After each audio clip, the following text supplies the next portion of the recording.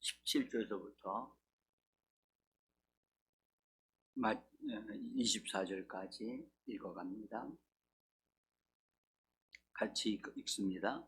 아브라함이 그돌라오멜과 그와 함께한 왕들을 쳐 부수고 돌아올 때에 솔돔 왕이 사회 골짜기 곧 왕의 골짜기로 나와 그를 영접하였고, 살렘 왕 멜기세덱이 포도주를 가지고 나왔으니 그는 하나님의 제사장이었더라.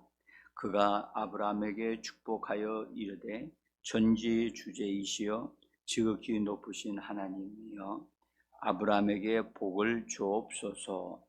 너희 대적을 네 손에 붙이신 지극히 높으신 하나님을 찬송할지로다 하매, 아브라함이 그 얻은 것에서 10분의 1을 멜기세덱에게 주었더라. 소돔 왕이 아브라함에게 이르되, 사람은 내게 보내고 물품은 네가 가지라. 아브라함이 소돔 왕에게 이르되, 전지주제이시여 지극히 높으신 하나님 여호와께 내가 손을 들어 맹세하노니, 네 말이 내가 아브라함으로 치부하게 하였다 할까 하여 네게 속한 것은 실 한 오락이나 들매끈 한 가닥도 내가 가지지 아니하리라. 오직 젊은이들이 먼 곳과 나와 동행한 아넬과 에스골과 마므레의 분깃을 제할지니 그들이 그 분깃을 가질 것이니라. 아멘. 주 예수의 이름으로 새벽을 깨우고 추위를 갈라내면서 은혜 보좌 앞으로 나오신 여러분들을 환영하고, 대장 되신 예수님이 영접해 주셔서 축복해 주시고 힘 주시고 은혜의 말씀과 성령의 능력으로 충만케 하셔서 오늘 하루를 승리하는 하루, 하나님께 영광을 돌려드리는 복된 하루가 되어지도록 예수의 이름으로 축복해 주시기를 간절히 원합니다. 잘 오셨습니다. 조금 추워지니까 좀 많이 달라진 느낌이 드는 것 같아요. 올해 11월과 12월 달 은혜로 잘 준비되어져서 우리가 더 나은 새로운 삶을 시작할 수 있는 한 해가 되어지도록 우리가 잘 준비하는 시간이 좀 됐으면 좋겠어요. 그리고 11월 달은 우리가 이제 그 내년을 바라보고 계획하는 달이거든요. 목회자들은 또는 뭐 앞을 내다보고 이렇게 경영하는 사람들은 미리 그걸 준비해야 하기 때문에, 그래서 저도 오래 인도하신 하나님 앞에 감사하면서 미리 결산을 하고 그 다음에 이제 내년도를 준비하려고 지금 그렇게 하고 있습니다. 기도해 주시면서 믿음으로 내년을 이렇게 준비해 나갈 수 있도록, 바라볼 수 있도록 그렇게 기도해 주시면 감사하겠습니다. 여러분들, 승리 뒤에는 반드시 협력하는 누군가가 있어야만 가능하다는 사실입니다. 그래서 승리의 원동력, 아브라함이 롯을 구출하기 위한 전쟁을 치르다고 하는 뭐 실제적인 맞대응해서 싸우는 것은 아니었지만은 롯과 그 가정에 관계된 것들을 다 구출하기까지는 전쟁을 치르는 그런 일들이 있어야만 했는데, 어쨌든 거기서 승리를 했단 말이죠. 그 승리를 한 것 뒤에는 반드시 승리할 수 있는 원동력이 있다고요. 그것을 우리가 보고 배워서 우리가 우리의 현실에, 이 세상에서의 삶의 현실에서 우리가 승리의 삶을 사는데 우리가 힘을 얻고 지혜를 얻고 그래서 승리하는 우리의 삶이 되어지기를 원합니다. 그 아브라함이 롯의 가정이 포로가 되어 잡혀갔다는 사실을 보고를 받아요. 한 사람이 도망쳐서 아브라함에게 있었던 일들 그 알려주게 하셨어요. 그래서 그 소식은 아브라함에게 굉장히 어떤 면에서 보면 충격일 수 있어요. 자기와 함께 가나안 땅까지 왔던 롯과 그 가족들, 그 다음에 그 가정에서 일하는 사람들, 어쨌든 함께 내려오면서 하나님이 잘 되게 하셔서 롯도 부자가 됐거든요. 부자가 됐는데 어쨌든 자기 가족들과의 삶이 필요한 것 같아서 아브라함을 떠나게 됐고, 그 떠난 결과 소돔성에서 사는 자가 돼서 소돔성이 타락한 곳이 되어졌는데, 타락한 곳, 정말 부패하고 음란하고 그런 그런 상황에서 살면 빨리 깨닫고 거기서 나와야지만 되겠죠. 근데 롯의 가정은 거기서 나오질 않고 거기서 그냥 살고 있었던 거예요. 그 부패한 나라, 부패한 사람들은 반드시 하나님으로부터 심판을 받아요. 네. 안 받는 것 같아도 하나님은 의로우신 하나님은 지금도 살아계신 분이고 심판을 반드시 받습니다. 그래서 소돔과 그 주변에 있는 타락한 음란하고 부패한 그런 삶을 살고 있는 지역을 하나님 심판하시려고 그돌라오멜이라고 하는 왕, 그 위쪽에서 큰 나라를 형성하고 있는, 그래서 연합군을 만들어 가지고 밑으로 내려와 가지고 이 소돔과 고모라 지역하고 그 아브라함이 살고 있는 가나안 땅까지는 들어가지 않고 그 지역 일대를 짓밟고 점령해 가는 연합군이 있었어요. 그들은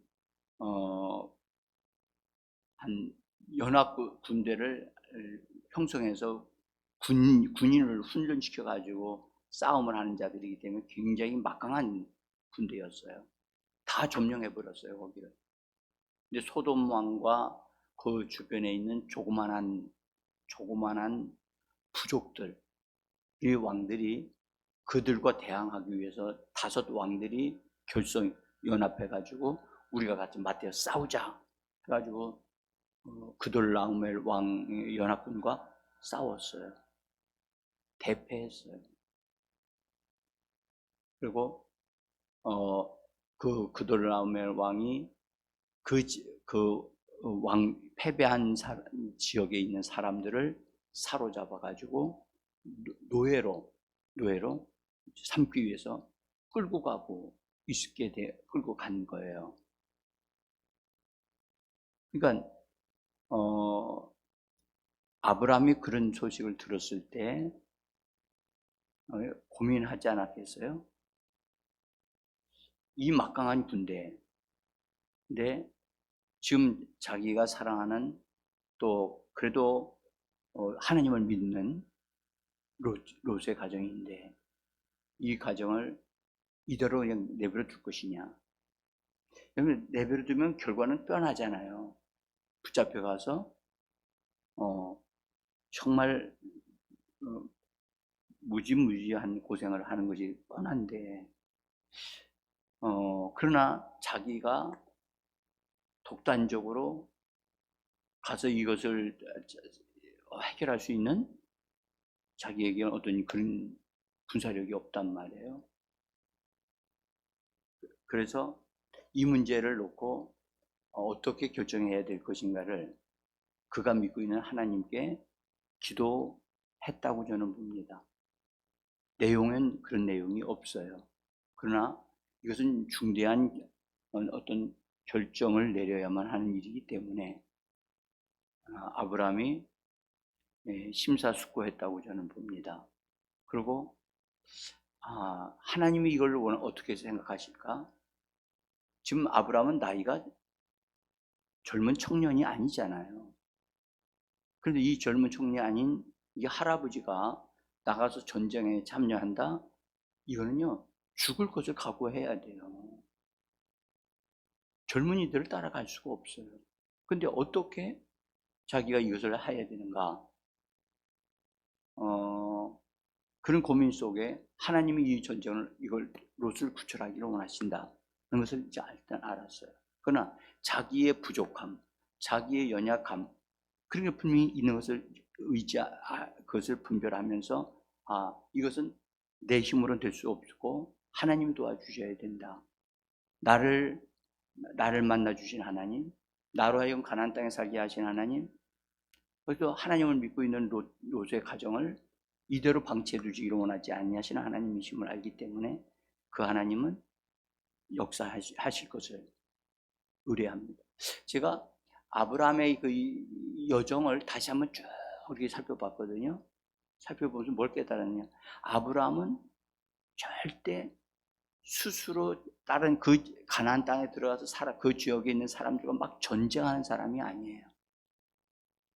전쟁을 하지 않았어요. 근데 전쟁은 단 롯 때문에 한번 이거 하게 되어지는데, 그래서 이 아브라함이 이 전쟁을 어떻게 할까, 이걸 어떻게 할까 고민하다가 자기와 그 언약을 맺은 그 사람 공동체에 도움을 요청을 해요. 그래서 언약을 맺은 사람들은 어떤 관계냐면 혈맹 관계이기 때문에 그들의 언약을 맺게 되면 너의 원수는 나의 원수고 너의 축복은 나의 축복이고, 그래서 네가 싸우면 나도 싸운다. 그런 강력한 결속을 이루고 있는 그런 공동체란 말이에요. 그래서 그 공동체에다가 도움을 요청을 한 거예요. 그런데 아브라함이 하나님이 이 지역을 나에게 주셨으니까 내가 이걸 다 점령해야 되겠다 해가지고 계속적으로 싸움을 하는 사람이었다고 한다면, 싸움만 하는 사람이었다고 한다면 그 가나안 땅에서 다니면서 그 살 때에 계속적으로 충돌과 싸움만 있었을 거란 말이죠. 근데 아브라함은 그렇게 안 살았다는 거예요. 그 지역에 있는 사람들을 걸으면서 걷고 다니면서 그들을 위해서 기도하고, 하나님이 주신 약속하신 것은 하나님이 주셔야 내 것이 된다. 내가 할 일은 걷는 것이다.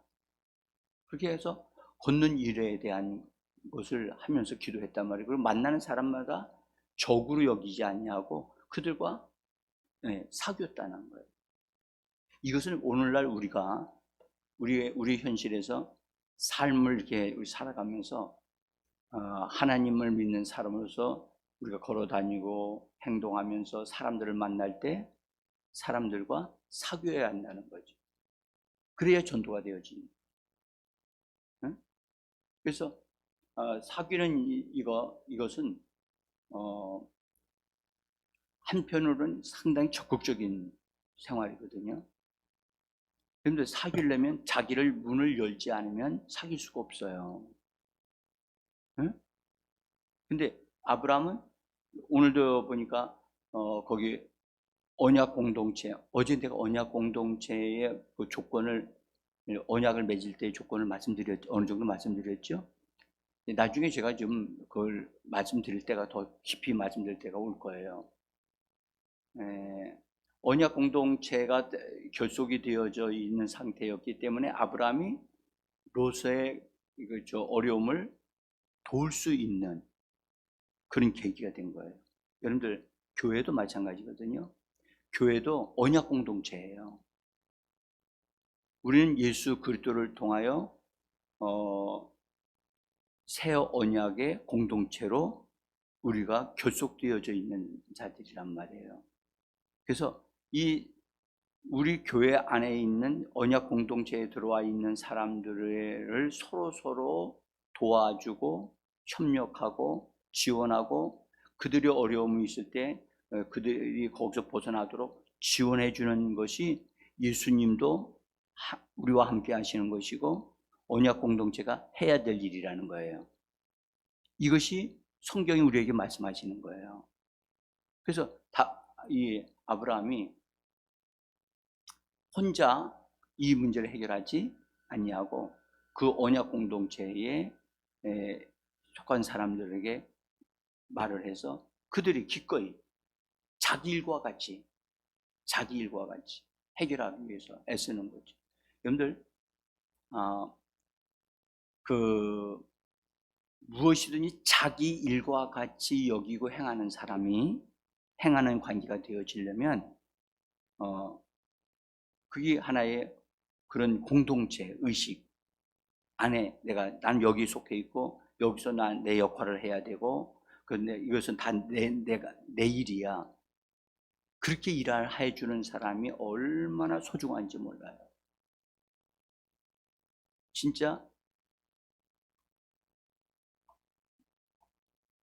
내 일과 같이 일을 해줄 수 있는 그런 사람, 교회에 속한 사람은 그렇게 돼야 되거든요.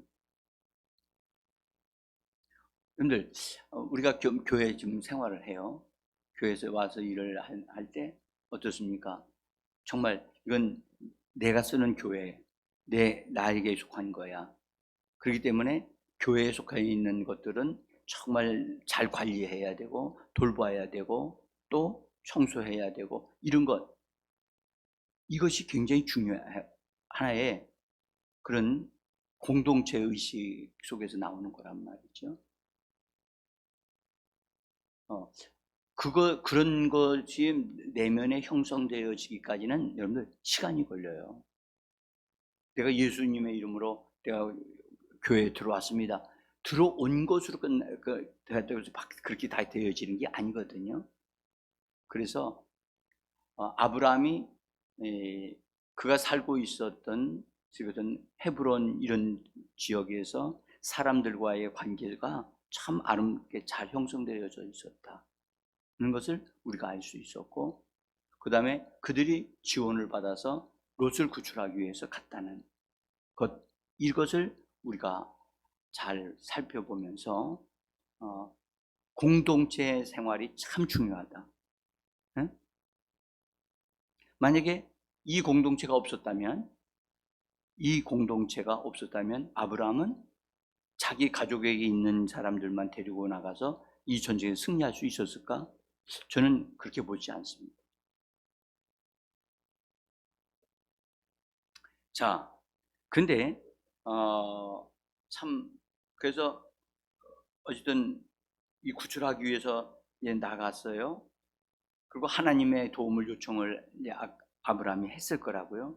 그런데 참 신기하게도 이제 그 연합 군대가 쳐들어와 가지고 그쪽 지역을 쫙 이렇게 훑고 점령하고 그냥 지나갔단 말이죠. 그런데 그 소식이 이제 다 인근에 다 퍼졌는데 그 살렘 왕이라고 하는 사람인데, 이 살렘은 예루살렘을 말해요. 살렘 성의 왕이었던 멜기세덱이 사실은 예루살렘 성이 그 주변에 있는 것을 말하기 때문에 제가 큰 나라를 말하는 것들이 아니라 부족들로 구성되어져 있는 그 다음에 소규모적인 그런 부족들을 의미합니다. 어쨌든 거기 살렘 왕이 또 있었는데 그도 그 전쟁의 소식을 듣고 놀랍게도 기도를 했다는 사실이에요. 근데 이제 우리가 여기서 조금 좀 살펴봐야 될 것은 이 살렘 왕은 성경은 뭐라고 하냐면 하나님을 섬기는 제사장이었다, 그 얘기를 해요. 그때는 이 땅에 제사장 제도가 없었을 때예요. 그죠? 이건 처음으로 소개하는 제사장이에요. 구약 성경에서 최초로 제사장을 소개하는 장소가 여기거든요. 근데 이 살렘성, 성경은 또 예루살렘이라고 하지 않고 살렘성이라고 해놨단 말이에요. 이 살렘이라고 하는 말은 예루살렘에서 나온 한 말인 것 같은데, 근데 그 왕 이름은 멜기세덱이라고요. 근데 멜기세덱을 보면 의의 왕이고 평강의 왕이란 말이에요. 근데 이런 분이 하나님의 제사장으로 기도하는 사람을 살고 있었다. 아주 독특한 분을 여기에 함께하고 있다는 사실을 우리가 알 수 있어요. 나중에 이제 아브라함이 전쟁에서 이기고 돌아왔을 때 이 살렘성의 왕이 나와서 아브라함을 축복을 하면서 아브라함이 충격을 받는 말을 해요. 무슨 말 하냐면 너의 손에 대적을 너의 손에 붙이신 하나님을 찬송할지라 그러거든요. 한번 생각해 보세요. 이 살렘성의 왕한테 이 아브라함이 도움을 요청을 했는지 안 했는지는 알 수는 없어요. 그런데 이 왕이 아브라함에게 하나님이 이 원수들을 아브라함에게 붙여주셔서 승리하게 하시고 아브라함이 그들을 다룰 수 있도록 하셨다는 기가 막힌 얘기를 한단 말이에요. 그걸 어떻게 알았을까? 그것은 이 살렘 왕이 하나님과 아브라함을 위해서 중보 기도하면서 그걸 통해서 알게 되어진 거죠. 그래서 어쨌든 이 멜기세덱이라고 하는 제사장이 중보 기도를 함으로 인하여 승리할 수 있었다는 거예요. 그래서 우리가 승리의 원동력이 되어지려면 하나님이 함께 하셔야 되고, 또 하나는 그것을 위해서, 승리를 위해서 누군가가 기도하는 제사장이 있어야 한다는 거예요.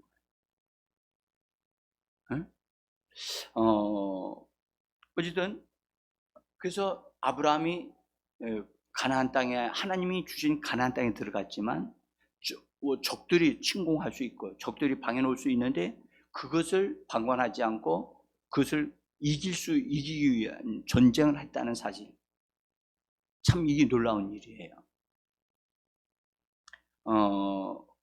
그래서 전쟁에서 이제 승리해서 롯 가정을 다 구출하고 그의 재물까지 다 회수해가지고선 돌아오고 있는 거예요. 사실은 돌아오는 가운데도 아브라함은 저 막강한 연합군대가 그들 나오면 군대를 다 그냥 다 죽여버린 게 아니고 일부만 패배시키고 거기에 롯 가정에 속한 것들만 빼내온 거거든요. 그러니까 지금 막강한 군대가 그냥 있는 거예요. 있는 데서 그 일부분의 전쟁에서 승리해가지고 그것도 낮에 공격한 게 아니고 밤에 공격을 했단 말이에요. 야간 기습 작전을 통해서 성공을 한 거란 말이죠. 그러니까 아브라함은 이제 그 성공을 한 다음에 돌아오면서 저들이 공격한 아브라함을 다시 패배시키기 위해서 다시 공격할 수도 있잖아요. 그래서 사실은 두려움을 가지고 없잖아요. 두려움이 있었던 것은 사실이에요. 근데 돌아올 때, 승리하고 돌아올 때 그들을 환영하고 영접해주는 사람들이 있었던 거예요. 그래서 제가 제목을 승리하여 돌아오는 아브라함의 공동체를 환영하는 그 환영식이 있었는데, 그 환영식이 어디서 이루어졌느냐? 오늘 성경에 말씀하기를 사회 골짜기라고 하는, 그래서 공개적인 자리에서 아브라함이 승리하여 가족 그 관계된 사람들을 데리고 나오는, 그 자리를 돌아오는 그 자리에서 환영하는 식이 있었다는 거죠. 자, 우린 여기서 자, 전쟁에서 승리하여 돌아올 때 환영하는 사람들이 있듯이, 우리 주님이 우리가 여러분들 이 땅에서의 삶을 승리할 때 우리 주님이 또는 주의 천사들과 환영하고 있다는 것을 믿으셔야만 합니다. 그래서 아브라함이 그런 환영식을 받으리라고 생각지도 못했는데 전쟁에서 승리하고 돌아오니까 환영을 하는 거예요. 근데 그 환영하는 그 환영식에 많은 사람들이 나와서 환영을 해주고 있었어요. 그 중에는 패배했던 소돔 왕도 거기에 와 있었어요.